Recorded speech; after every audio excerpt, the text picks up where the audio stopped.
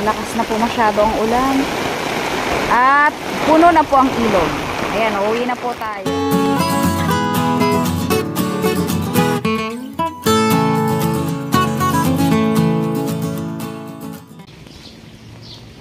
Hi guys! Ayan, today is July 18. Ipapakita ko lang sa inyo yung situation ngayon dito sa area. Wala naman sa aming bagyo, hindi affected ang Occidental Mindoro ng kahit na signal number 1. Pero malakas po kasi ang habagat.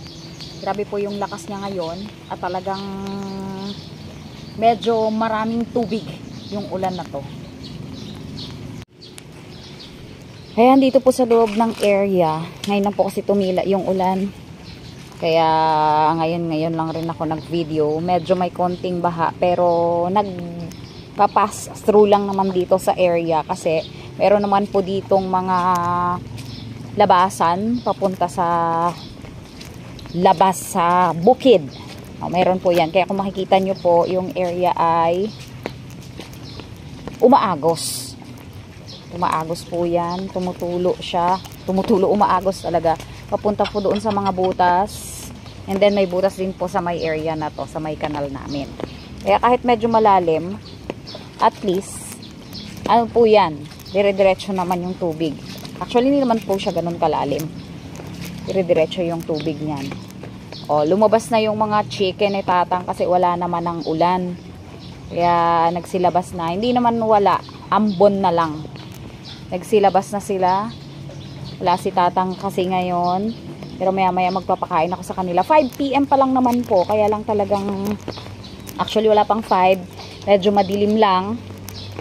Ayan, hindi po sila ngayon nakakain pa kasi nga nagtubig po dito sa likod.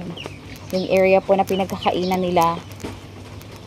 Pakainin ko na lang po maya maya dito sa may walang tubig. Ayan, medyo nagkatubig po dito. Hindi naman po malalim. Sakto lang. Tingnan po natin dito sa area na to ng bukid. So far medyo okay pa naman. Hindi naman ganon kalalim yung tubig. Mas malalim po doon sa area ng bandang ibaba. Doon po sa may dulo. Ayun doon banda. Pero dito po sa taniman ni Tatang, hindi naman po masyado. Meron pong konti pero mabilis naman po mag-subside ang tubig dahil hindi pa naman masyadong baha doon po sa area na yun, doon sa may malapit kila Pungloy. Pero sana naman ay wag nang magtuloy-tuloy ang ulan kasi pag nagtuloy-tuloy ang ulan ay nako, sure yan lalalim din dito. Pero ayan, may mga bukas po yan na pilapil. Binuksan naman po ni Kalbo kanina. Kaya nagpa-pass through din po yung yung tubig. Pero wag lang sanang magsalubong yung tubig po doon nga sa area na yun ng malapit kila Pungloy. Kung magtuloy-tuloy pa yung ulan, sana naman po ay hindi na. Ayan. Dito po wala naman masyado. Hindi po bumabaha dito, may konti lang na mga ganyan sa area. Hindi naman po bumabaha. Ayan po. Madilim na po, wala pang 5 PM. Dito po sa likod, dito po yung area na medyo lumalalim kasi ito po yung catch basin nung aming part. Catch basin po yan. Makikita nyo po sa likod po ito kasi nandito po yung papaya. Ayan, sa likod po ito ng kusina. Nandito po ako sa kusina. Ayan po. Medyo madilim lang talaga. Ayan, nandito po ako sa kusina. Ito po yung nagiging catch basin po nga dito. Ayan po. Ayan po yung lumalalim. Pero so far, kita pa naman yung mga palay. So, baka hindi pa naman ganon ka problematic yung tubig ngayon. Sana naman ay wag nang umulan ulit ng malakas pa. Pero as of now ay umuulan pa rin at napakadilim pa ng paligid. Nawa ay wag na pong lumakas pa. Ayan, kung makikita nyo po, umaagos po dito. Yung area po na to ay nilagyan ni Daddy din ng maliit na kanal. Dito po, o yan, o, may kanal po yan dyan. Yan, para hindi po mag-stuck dito yung tubig kasi nanggagaling nga po yan dito sa aming solar dryer. Yan. Dito po kasi naiipon yung tubig sa solar dryer, syempre. Yung ilog, hindi ko po alam kung malalim na. Pero syempre malalim na po yan kasi kanina pa or kagabi pa umuulan. Malamang malalim na po yan. Ayan, nakabota po ako habang naglalakad. Nakabota po ako, ayan po. Sa mga gusto pong bumili ng bota, may link po ako sa aking Facebook account. Ayan. Ayan po. Aba, si Boy Cute. Baka namili po or sinundo niya ang kanyang nakasakay. Ay, papasok pa ni Boy Cute ng tricycle. Nakakapasok pa, ibig sabihin. Yan po, ganito po sa solar dryer. Niipon po kasi yung tubig kasi syempre semento po ito. Tapos dito po yan bumabagsak sa amin. Ayan. Meron namang kanal. Pero pumapasok din po kasi doon. Tapos nandyan po, ayan. At hindi po ang mga lamok. Dahil hapon na. Type nila ang aking binti. Ayan, tingnan lang po natin dito. Mayroon namang meron namang kanal pero naiipon pa din po ang tubig kasi dito po kasi medyo mababang area to. Ayan ang chariot, oh. Ayan.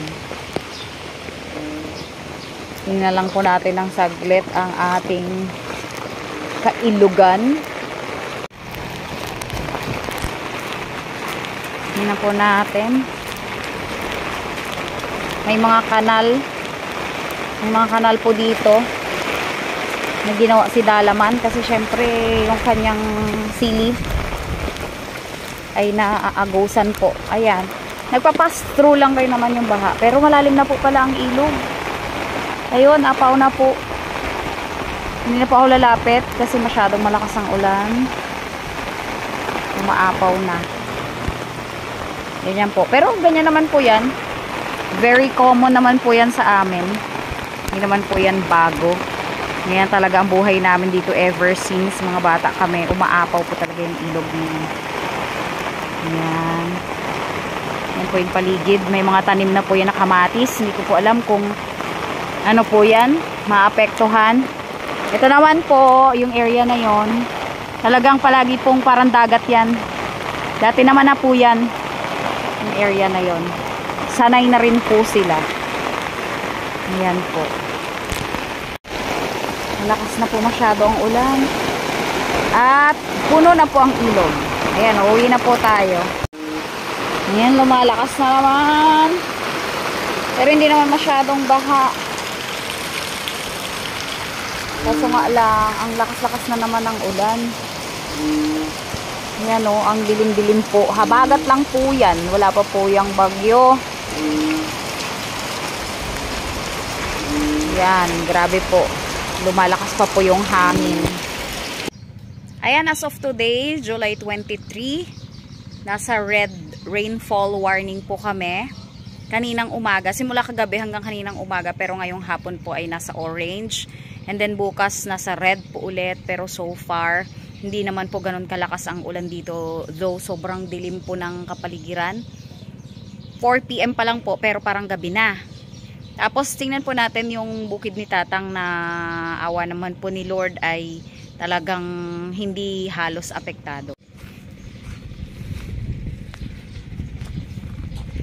Ayan po, green na green. At very thankful po kami na ulan lang and then yung baha nagpa-pass through lang nga po dyan. Dito sa bukid. Hindi po siya masyadong lumalalim. Kaya maganda naman po. Ayan, wala po, hindi po masyadong apektado. Ayan. Ito Ito po yung iba. Pero po, kung makikita nyo madilim. Pero sa maghapon po na to, though nasa red rainfall warning nga kami, hindi naman po talaga naging maulan. As of July 24, red warning. Ayan. Medyo malakas po ang hangin. Pero pabugso-bugso lang naman. Hangin lang siya ngayon. Walang masyadong ulan. Ganyan po siya. 4:30 PM.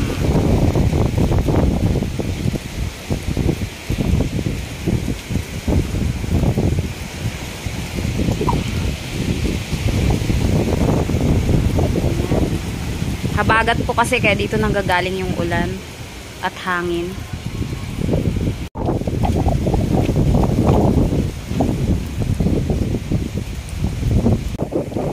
Ayan, today is July 25 po. Ito po yung kalagayan ng aming ilog. Kalagayan na yung status ng ilog namin. Pakita ko po sa inyo. As of today po, nag-joint force na ang Dante and Emong na bagyo. Pero kami po ay wala pong signal. Kaya lang, syempre kasama po kami sa red rainfall warning. Pero so far, hindi po masyadong maulan.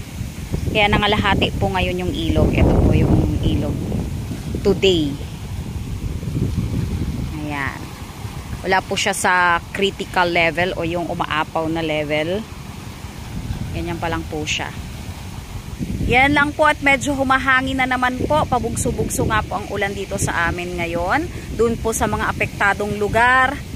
Mag-ingat po tayong lahat dahil wala po tayong magagawa kundi talagang mag-ingat lang dahil ito po ay gawa ng kalikasan. Talagang hindi po natin maiiwasan at hindi po natin kayang harangan kahit ayaw po nating pumunta ang bagyo ay talaga pong dumadating ito. Dumadating ang mga pagkakataong ganito. Pray po tayo ng matindi at syempre po ingatan din po natin ang ating mga sarili at ang ating pamilya. Keep safe po and God bless po.